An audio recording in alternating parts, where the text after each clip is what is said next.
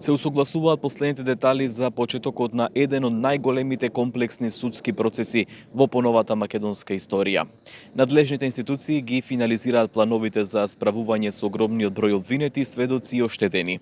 Се очекува до крајот на годината да биде утврден и точниот распоред кој предвидува одржување на 2 интензивни рочишта во текот на една недела. Веде претседателката на Кривичниот суд Даниела Димовска ја истакна логистичката комплексност на постапката. Пред судот ќе седнат според најавите 38 обвинети, од кои 35 се физички, а 3 правни лица. Димовска посочи дека дополнително ќе се одлучува и за спојување на 2 предмети поврзани со пулс.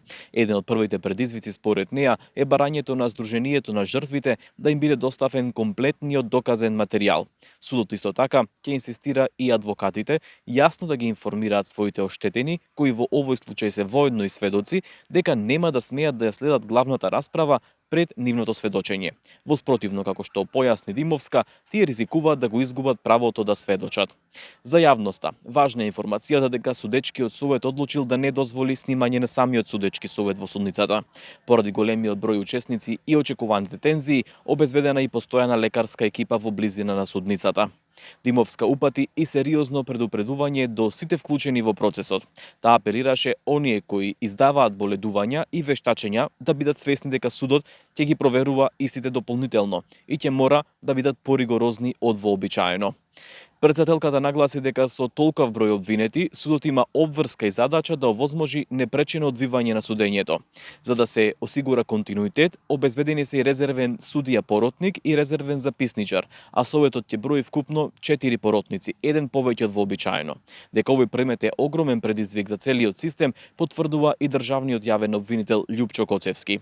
Тој го искористи моментот да апелира за системските проблеми, велејќи дека токму овој случај е доказ колку е потребно да се инвестира во обвинителството за ефикасно гонење на криминалот и корупцијата.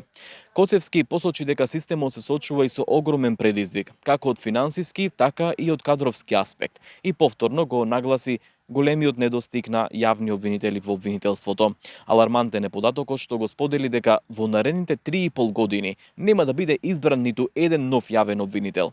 Интересот за судењето е веќе голем, па Коцевски најави и присуство на медиумски екипи од соседството.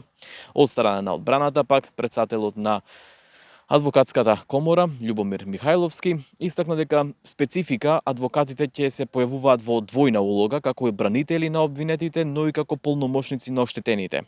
Тој најави дека очекува правна борба во судница, но потенцираше дека судот, како што ќе ги носи крајните одлуки, е токму тој. Михајловски изрази доверба во судскиот совет, велејќи дека судиите што ќе го водат овој предмет се искусни и постари.